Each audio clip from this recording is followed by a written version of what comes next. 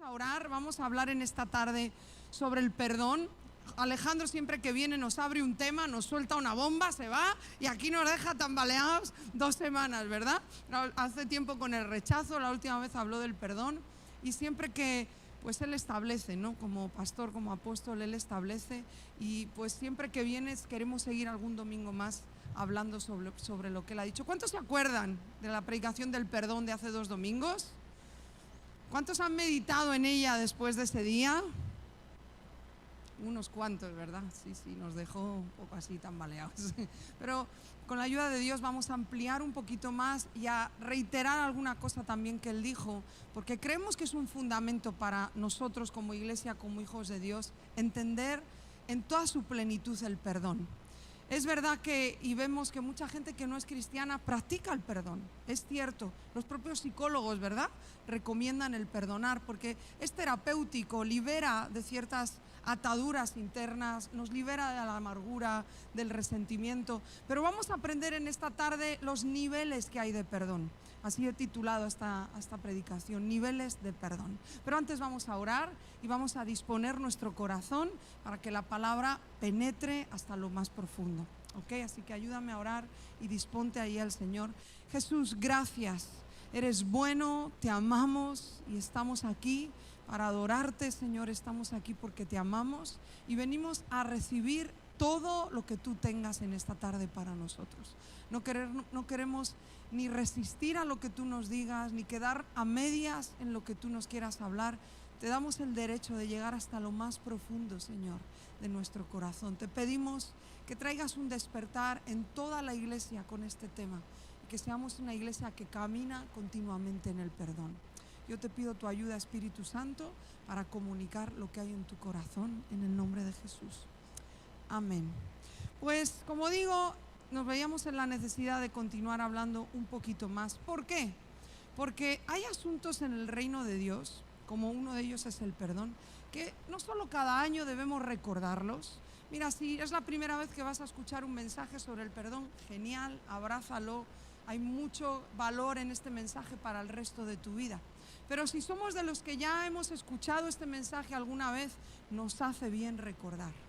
Necesitamos, nuestra alma necesita, es un mensaje que cada cierto tiempo nuestra alma necesita recordar, porque nuestra alma tiende a volverse dura, tiende a encerrarse en las propias problemas, aflicciones, rencores, vivencias. Tendemos quizás a reprimir ciertas cosas, a guardarlas en nuestro corazón, a continuar, porque es su supervivencia muchas veces, ¿no? Por más cosas que te pasen, la vida continúa. Pero este tipo de mensajes nos hace bien recordarlos tiempo a tiempo porque nos ayuda a hacer de nuevo revisión en nuestro corazón. Quizás lo traes muy fresco este asunto, quizás lo aparcaste hace un tiempo y temas así, el Espíritu Santo vuelve a hacer una limpieza, le damos el permiso y vuelve a entrar a nuestro corazón y viene a ordenar lo que está desordenado dentro de nosotros. El asunto del perdón, igual que en el reino de Dios, temas como la obediencia a la palabra, temas como el carácter de humildad que tanto hay que trabajar, son temas igual que el perdón que no podemos dejarlos en un acontecimiento nada más. Solemos hacer lo siguiente: si un día, hace 10 años, imagínate, tomaste una decisión de superobediencia, quizás renunciaste a una amistad que no te convenía, quizás a un trabajo, quizás no sea un deseo de tu corazón por obedecer al Señor, o a lo mejor tuviste un acto de perdón donde te fue muy difícil y por fin decidiste perdonar, pero fue hace 10 años. Y solemos funcionar de esta manera. Como ya tomé esa decisión hace tanto tiempo y yo sé que fue tan importante y tan determinante, casi que nos falta a veces colgarnos la chapita. Yo perdoné, yo obedecí, yo fui humilde, ¿verdad? Y pensamos que con eso nos resta para toda nuestra vida cristiana. Pero el reino de Dios, vivir en el reino de Dios y ser ciudadanos del reino de Dios, no se trata de acontecimientos esporádicos, sino que se trata de un estilo de vida. No se trata de un día obedecí y me doy el lujo del resto de mi vida hacer lo que me da la gana. Un día perdoné, perdón, pero el resto de mi vida me doy el lujo de albergar rencor, de albergar resentimiento en mi corazón. No se trata de eso. Los ciudadanos del reino de Dios que somos tú y yo, estamos llamados a una vida donde el perdón es algo cotidiano, donde el perdón no se trata de momentos puntuales, sino que se trata de una condición. Cuando vivimos bajo una condición de perdón, ¿qué quiere decir? Que cada día lo que va a gobernar mi vida es el perdón y es el amor. Porque todos los días nos ofenden, ¿sí o no?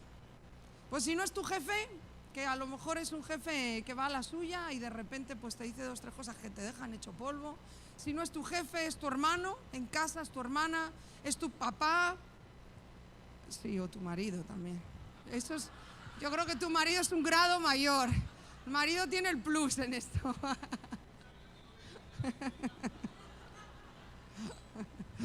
Hay grados, hay grados. Pero cada día vivimos pequeñas o a veces grandes ofensas. A veces es un profesor de tu instituto, de tu colegio, compañeros. Cuánto daño, ¿verdad?, en comentarios que dañan el corazón, ¿no? Que humillan a lo mejor delante de otras personas. Y se hace una herida, se hace un rencor en nuestro corazón. En el día a día, al final, con las personas que más vivimos ofensas, sí es verdad que son los más cercanos, con quien más convivimos. Los papás muchas veces tienen que perdonar ofensas a sus hijos, los hijos también a los padres. Los padres también ofendemos, dañamos, no somos perfectos y hacemos cosas que también dañan a nuestros hijos. Continuamente estamos en un ambiente, en una vida donde vamos a vivir ofensas. A veces la ofensa viene por parte de alguien que te humilló, a veces es alguien que simplemente no te dio las gracias, pero eso te ofendió porque hiciste algo para realmente para que se diera cuenta que hiciste eso por él, que lo amas, que lo aprecias. A veces es unas palabras ásperas, a veces es un trato, a veces son cosas fuertes como un maltrato, un abuso. Vivimos multitud y en diferentes grados de ofensas en nuestra vida. Depende cómo respondamos a las ofensas, así va a ser nuestro nivel de madurez, ¿no? Cuanto más maduramos emocionalmente, cuanto más maduramos como hijos de Dios, será más madura nuestra respuesta a la ofensa. El nivel más alto de respuesta es un perdón constante. El reino de Dios es el reino donde el Espíritu Santo gobierna, donde Él pone las normas. El reino de Dios, los parámetros están puestos por Dios. Nosotros normalmente queremos vivir bajo nuestro reino, donde yo tengo mis parámetros y mis normas, donde yo decido a quién amar, donde yo decido qué grado de amor dar. Depende cómo tú te comportes conmigo, yo voy a decidir si te doy un pequeño grado de amor o si me explayo un poquito más. Depende cómo tú respondas también a lo que yo hago por ti, pues yo voy a decidir si mereces mi perdón o no.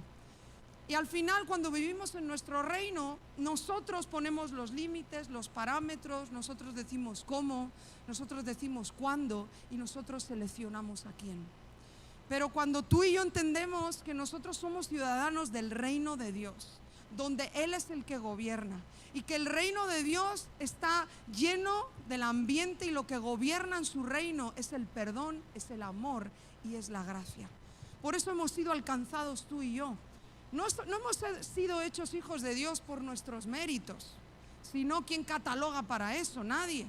Hemos sido hechos hijos de Dios por su gracia y porque Él nos amó primero.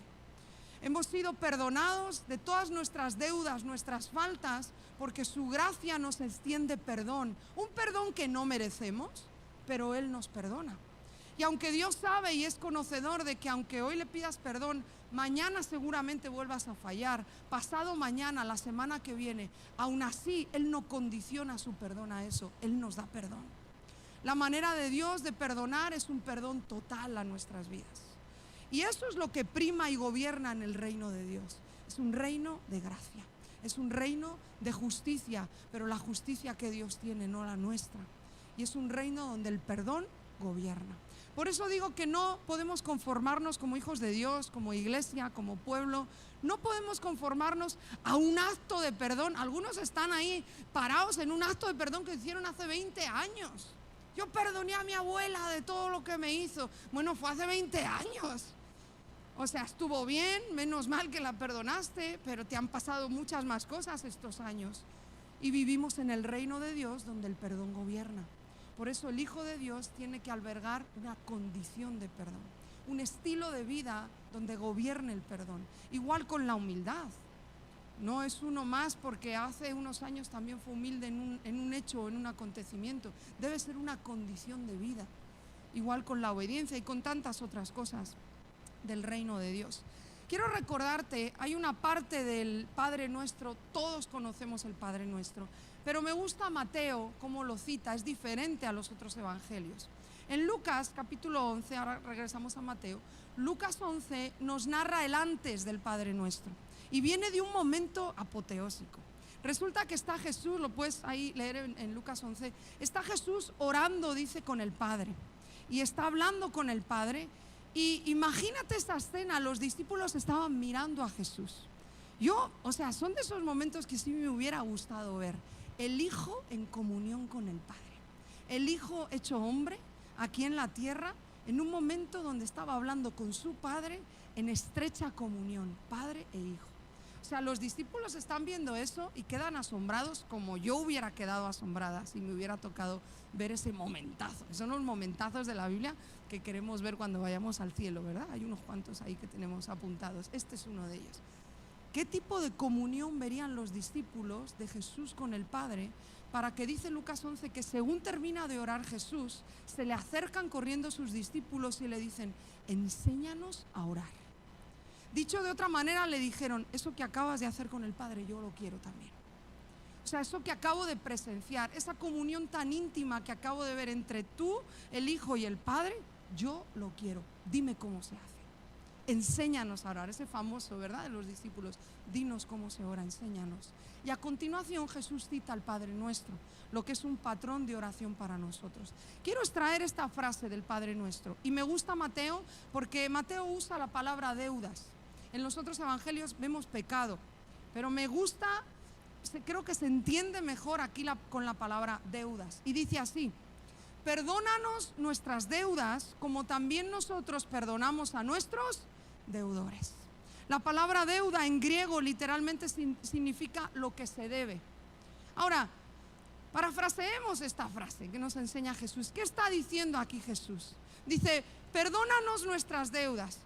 Está diciendo básicamente: Dios, yo te he fallado, te fallo cada día, pero perdóname lo que te debo a causa de mi fallo. Es como si cuando fallamos al Padre, cuando pecamos, cuando obramos en maldad, se acumula una deuda en nuestra cuenta. Y es como si te plantas delante de un juez y toda la deuda que tú traes, el juez tú le estás rogando al juez: ¿me perdonas la deuda? O sea, yo por mis fallas debo tanto. 20.000, 30.000 euros, 7 años de cárcel, lo que sea. ¿Me lo perdonas?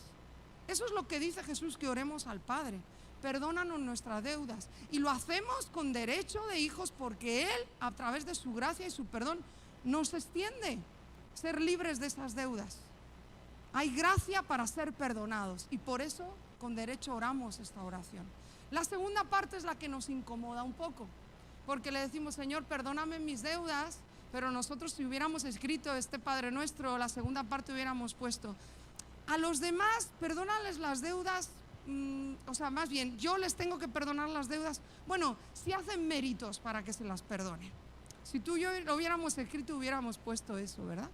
Pero me encanta porque no está diciendo si se te acomoda, si acaso te piden perdón, si acaso sucede esto y aquello. No, lo está dando por hecho. Está diciendo: como también nosotros perdonamos a nuestros deudores. O sea que básicamente perdonar es que la deuda que alguien tiene contigo porque te ha ofendido, la ofensa genera una responsabilidad en el ofensor. El que te ha ofendido, por supuesto, es responsable de tu daño, de tu dolor, del agravio que tú tienes. El que te ha ofendido es responsable de eso, ¿sí o no? Sí. Entonces, cuando tú estás actuando bajo el entendimiento del reino de Dios, tú no vas a esperar la oportunidad, no, para ti es un hecho diario el que la deuda que el otro tiene por la responsabilidad de lo que te ha hecho, le vas a decir: no tienes deudas conmigo, eres libre de esa responsabilidad. Tendrías la obligación de restaurar mi daño. El que te ofende es responsable de eso, pero tú le estás diciendo y estás dando por hecho como algo diario: el agravio que me has hecho, la deuda que tienes por eso, eres libre de ella. ¡Wow! Ese es el nivel de perdón del que nos habla la Escritura. Menos de eso sería un nivel muy, muy básico, muy superficial de perdón. Y la mayoría de las veces nos quedamos en esos niveles superficiales de perdón.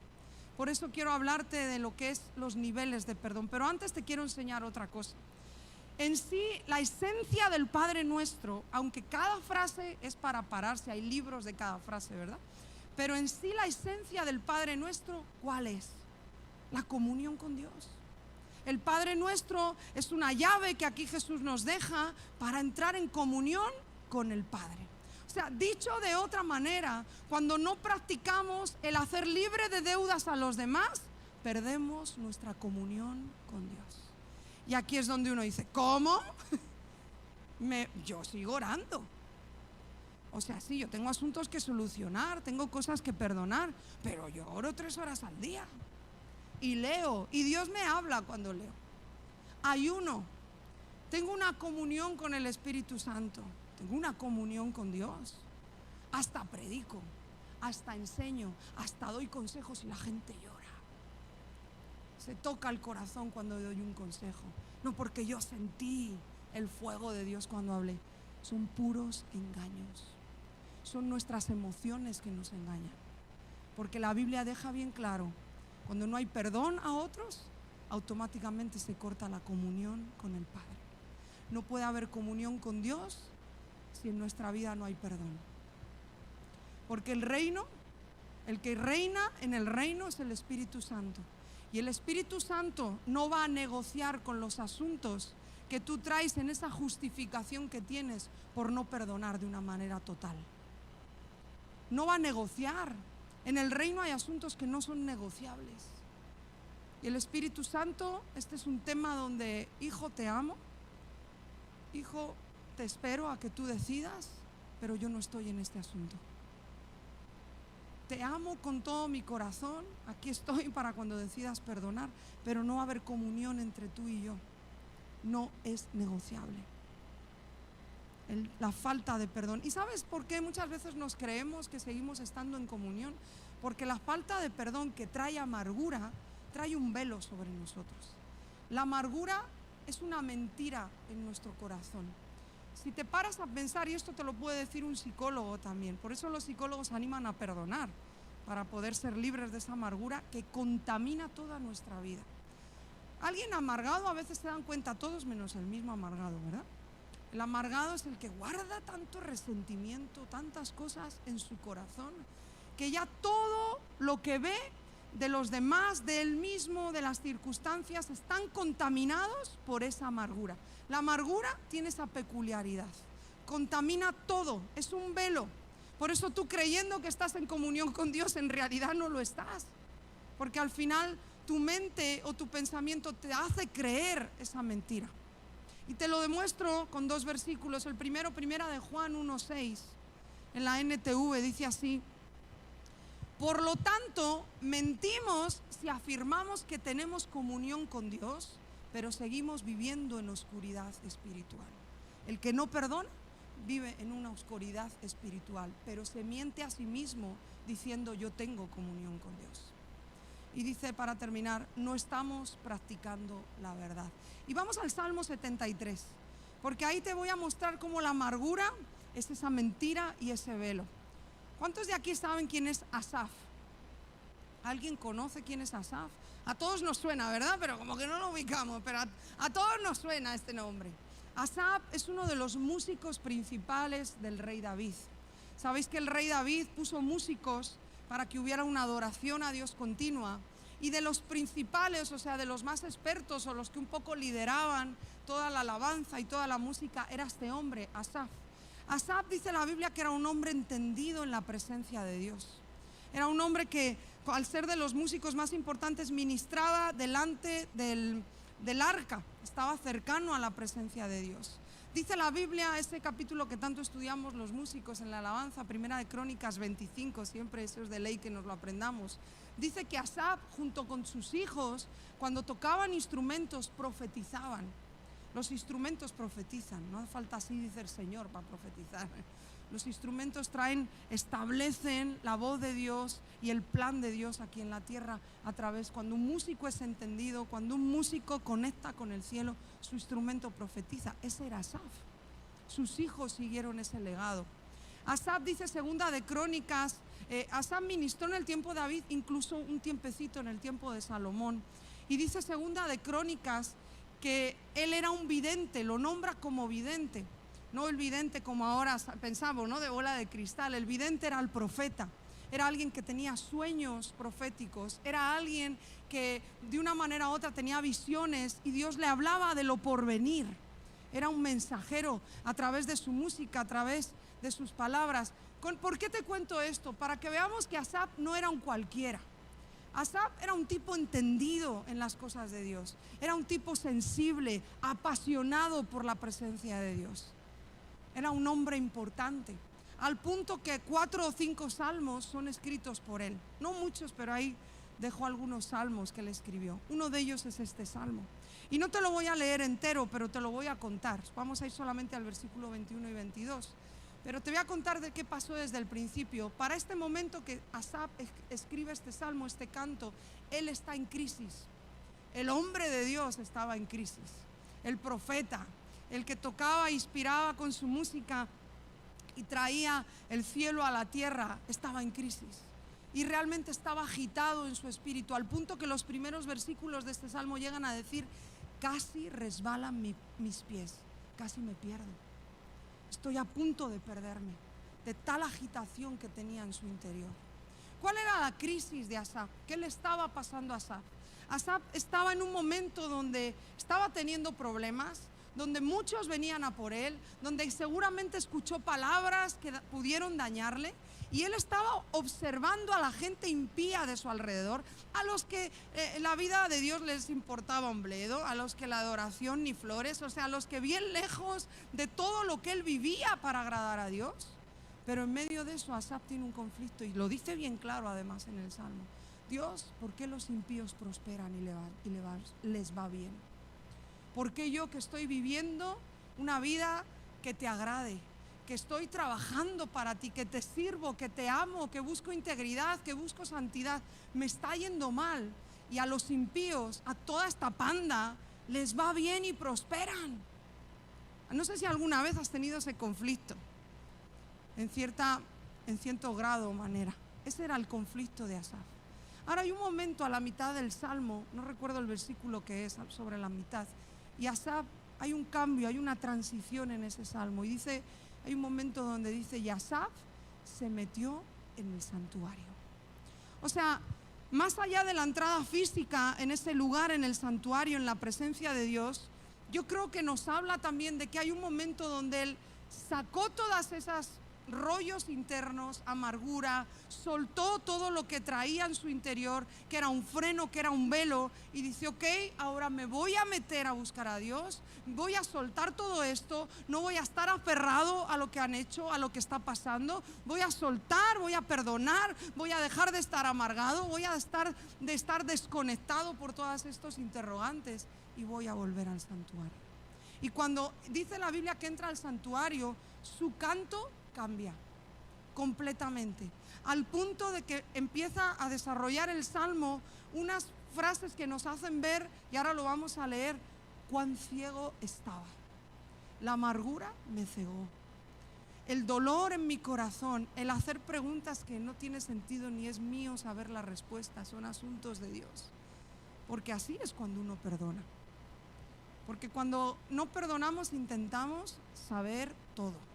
Intentamos ver, casi que intentamos: mira, Dios, tienes que hacer esto. Casi que inconscientemente en nuestra oración: mira, tienes que hacer esto, muéstrale esto que ha hecho mal, que todos lo vean, que todos sepan que yo no estaba equivocado, que era el otro que estaba equivocado. Y entramos en unos rollos. Y cuando soltamos todo eso es que volvemos a ver con claridad.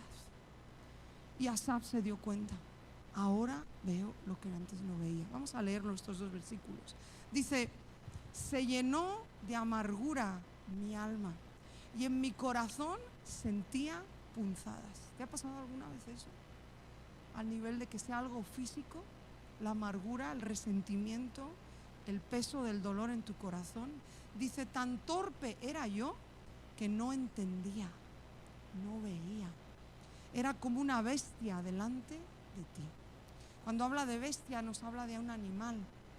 ¿Cómo se mueven o qué dictamina para dónde va un animal? Instintos. Tengo hambre, el animal no piensa con lógica, con raciocinio, como nosotros, mato y como. Es lo que le está diciendo, me moví por instintos. Estaba ciego. La amargura me cegó. Por eso cuando pensando que estamos en comunión con Dios, no lo estamos, porque el perdón rompe la comunión con nuestro Dios. 3 niveles de perdón. ¿Qué 3 niveles hay de perdón? El nivel mayor el que debemos alcanzar o buscar, y el nivel al que la Biblia nos lleva, el que acabamos de leer en el Padre Nuestro, es un perdón total. Ese es el último que vamos a ver.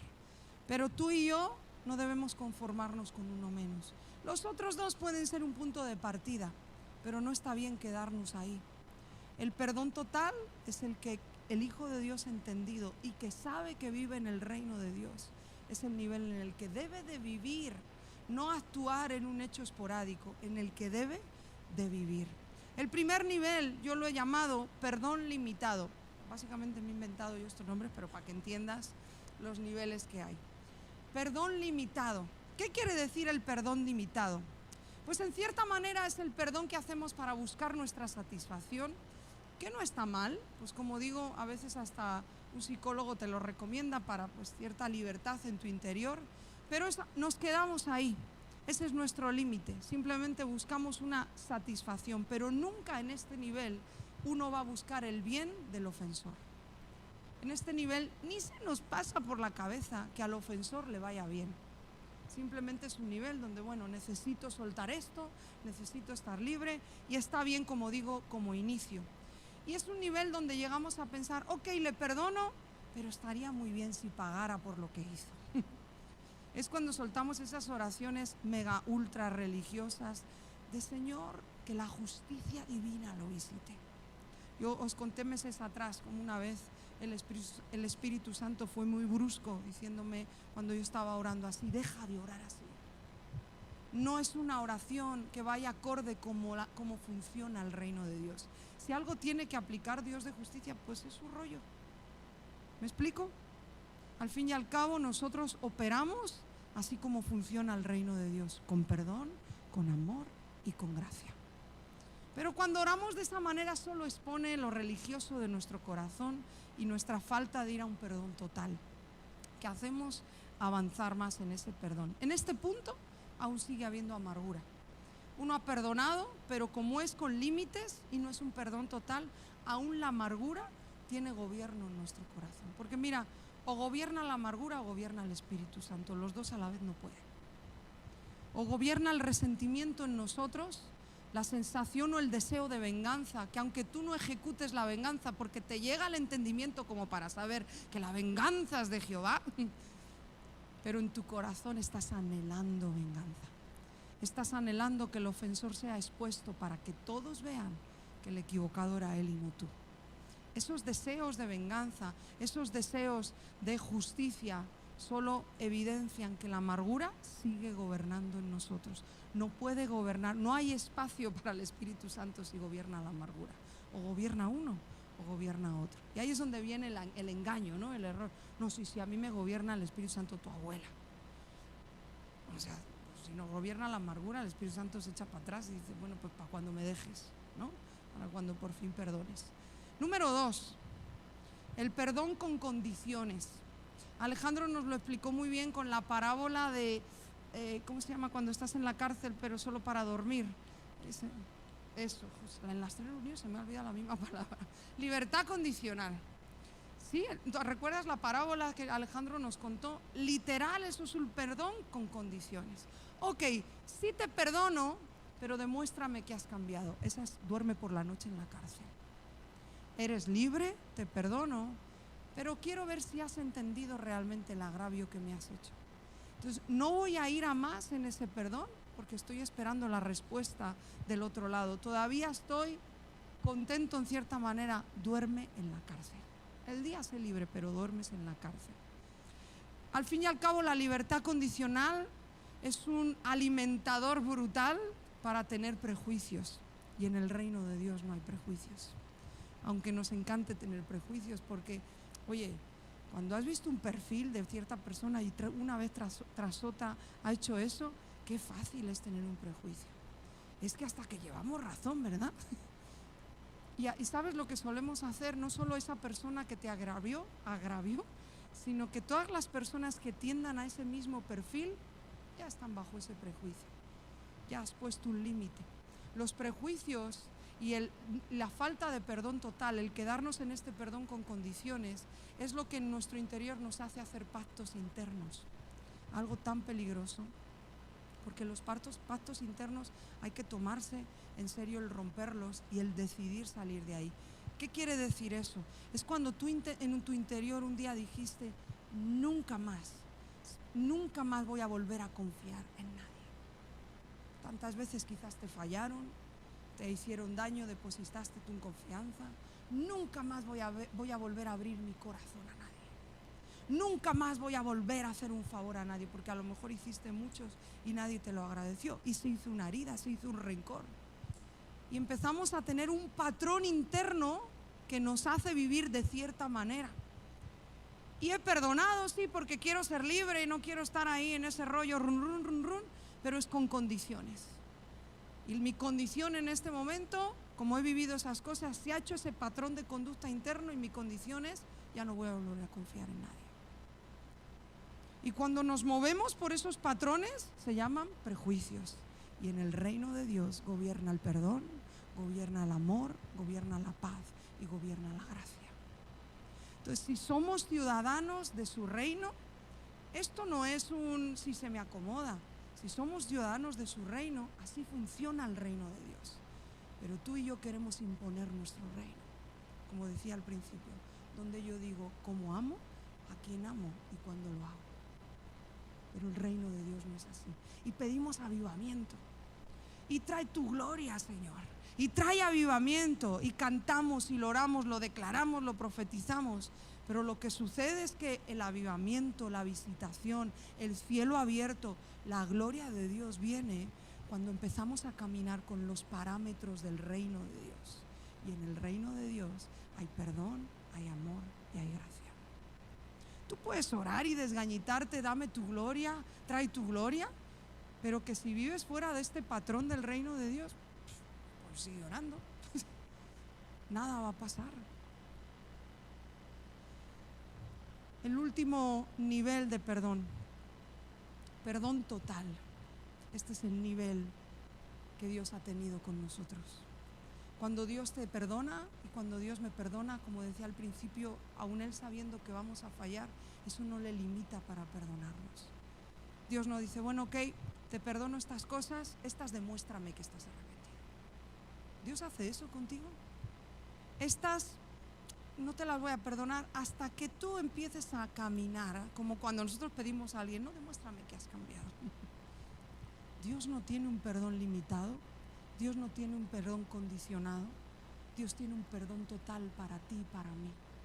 No importa el pecado que tú traigas, no importa la situación tan horrible con la que cargues, no importa la culpa con la que vengamos, la mochila tan fuerte de culpa, cuando viene el perdón de Dios es total. Él te hace libre, Él me hace libre de toda carga. Pero nuestra falta de practicar el perdón total a otros, lo único que evidencia es que aún no hemos comprendido el perdón que Dios tiene hacia nosotros. Porque es proporcional.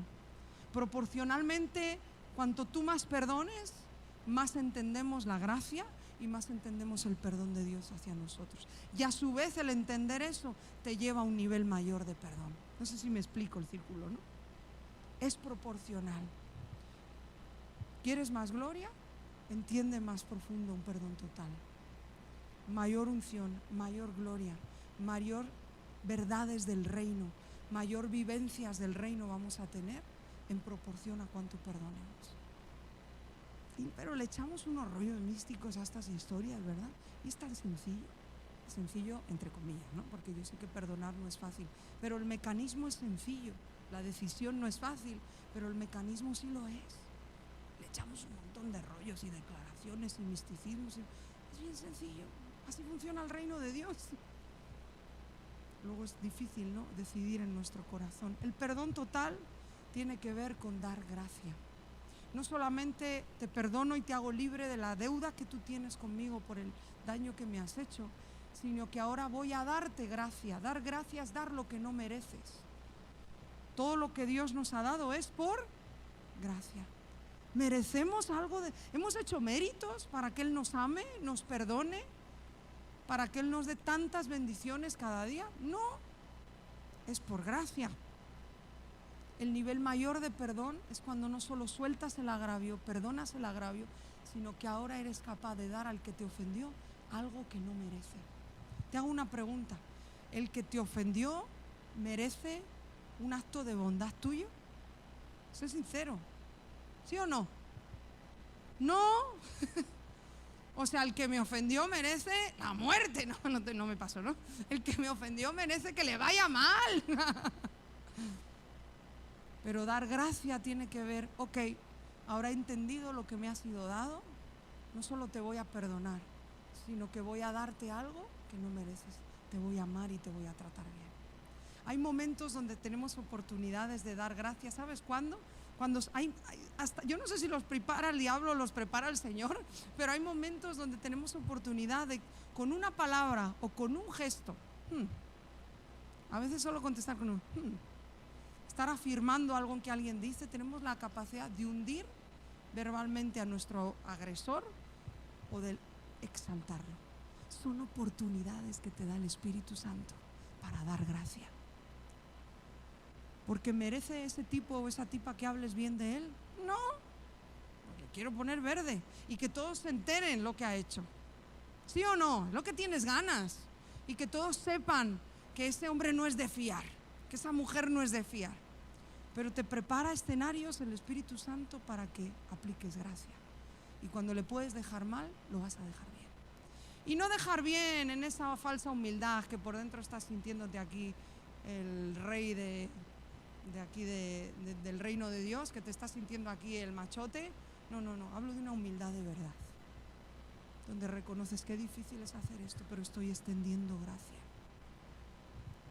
Eso es un nivel mayor de perdón, ese es el perdón total.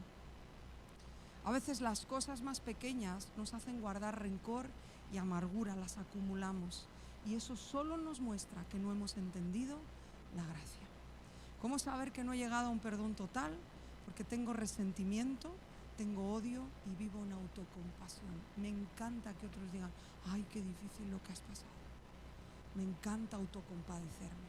Eso nos habla de que no ha habido un perdón total. Y termino con un pasaje, Mirela, ¿me ayudas? Que está en Efesios capítulo 4. Mientras te leo esta frase que también he apuntado, avanzar sin un perdón total solo muestra que no estamos lo bastante agradecidos por el perdón de Dios hacia nosotros. Ahí te la dejo. El no avanzar hasta un perdón total, el quedarte en el perdón limitado, en el que tiene condiciones, solo muestra que hay una falta brutal de agradecimiento del perdón que nos ha sido dado. Hemos sido perdonados. Dios sabe las burradas que yo voy a hacer, que me quedan por hacer de aquí hasta que me muera. Y Dios me perdona. Me perdona hoy, me va a perdonar mañana, me va a perdonar el año que viene. Qué locura de perdón, ¿verdad? El perdón total es de Dios hacia nosotros. Termino con Efesios 4. Te lo voy a leer en la NTV. No me he podido parar en ninguna reunión a analizarlo, pero ahí te lo dejo por si lo quieres en la semana estudiar. Pero ya no hay tiempo para pararnos, pero sí quiero leerlo. Dice así: con la autoridad del Señor digo lo siguiente. Este inicio ya es bueno, no con la autoridad mía del apóstol Pablo, sino con la autoridad del Señor digo lo siguiente: ya no vivan como los que no conocen a Dios. ¿Se puede vivir como que no conocemos a Dios? Podemos llegar a un estado de mentirnos a nosotros mismos, de engaño, por medio de esa amargura, de ese no entender cómo funciona el reino de Dios. Y yo me monto un autoengaño. Pero dice, no vivan como los que no conocen a Dios, porque ellos están irremediablemente confundidos. Tienen la mente llena de oscuridad, vagan lejos de la vida que Dios ofrece, porque cerraron la mente y endurecieron el corazón hacia Él. Han perdido la vergüenza, viven para los placeres sensuales y practican con gusto toda clase de impurezas. Por eso no es lo que ustedes aprendieron acerca de Cristo, pero eso, ya que han oído sobre Jesús y han conocido la verdad que procede de Él, desháganse de su vieja naturaleza pecaminosa y de su antigua manera de vivir, que está corrompida por la sensualidad y el engaño. En cambio, dejen que el Espíritu les renueve, y fíjate lo que dice, los pensamientos y las actitudes. Me encanta esta versión aquí. Póngase la nueva naturaleza, creada para ser a la semejanza de Dios, quien es verdaderamente justo y santo. Así que dejen de decir mentiras. Digamos siempre la verdad en todos, porque nosotros somos miembros de un mismo cuerpo. Además, no pequen al dejar que el enojo los controle. No permitan que el sol se ponga mientras sigan enojados, porque el enojo da lugar al diablo. Si eres ladrón, deja de robar. En cambio, usa tus manos en un buen trabajo digno y luego comparte generosamente con los que tienen necesidad. No empleen un lenguaje grosero ni ofensivo. Que todo lo que digan sea bueno y útil, a fin de que sus palabras resulten de estímulo para quienes las oigan. No entristezcan al Espíritu Santo de Dios con la forma en que viven. El Espíritu Santo, acuérdate, que es el que gobierna en el reino de Dios. Y cuando guardamos amargura, cuando no perdonamos y somos tan bobos que caemos en un pecado bien grave que es autojustificarnos, lo único que estamos haciendo es ofender y entristecer al Espíritu Santo. Tú estás con tu autojustificación. No, pero Dios sabe lo que me hicieron. Él entiende lo que me pasó. Me permite quedarme aquí en este estado de amargura. Esos son tus propios rollos. Eso no es verdad. Por eso dice, no contristen al Espíritu Santo en la forma en la que viven. Recuerden que Él los identificó como suyos y así les ha garantizado que serán salvos el día de la redención. Y ahí te va este final increíble. Líbrense de toda amargura. Líbrense de toda amargura. No vivas con amargura. La furia, el enojo, las palabras ásperas, calumnias y toda clase de mala conducta. Por el contrario, y aquí te va el consejo maravilloso del Espíritu Santo a nuestras vidas: sean amables unos con otros, sean de buen corazón y perdónense unos a otros, tal como Dios los ha perdonado a ustedes por medio de Cristo. ¡Wow! ¡Qué mensaje del apóstol Pablo! ¡Qué mensaje de Dios para nuestra vida! Ya no hay tiempo, léelo en la semana. Aliméntate. Podríamos leer cada mañana la última parte, ¿verdad? Y cada mañana volveríamos a regresar. Señor, renuncio a toda amargura, renuncio a todo rencor. Quiero llenarme de esa piedad y esa bondad que tú eres y que hay en tu reino. Porque recuerda que el reino de Dios lo gobierna el amor, lo gobierna el perdón y lo gobierna su gracia. Y todo lo que nosotros queramos imponer de nuestro propio reino nos va a separar de una comunión con Dios. Y no es lo que queremos. Le queremos a Él. Queremos, como esos discípulos, que miramos a Jesús y decimos: eso que tienes con el Padre es lo que yo quiero. O sea, este mundo me ofrece 200.000 cosas excitantes, buenas, pero ninguna como esa comunión que Jesús tenía con el Padre. Esa es la comunión que yo quiero. Podemos tener miles de sensaciones allá afuera, buenísimas, maravillosas, adictivas de lo buenas que son, pero no hay nada comparado, como decía el rey David, con un segundo en tus atrios, con la comunión con el Padre, con el que es santo, con el que es perfecto, con el que tiene un amor incomparable. No hay nada que este mundo nos pueda dar que ni siquiera se parezca a la comunión con el que nos creó.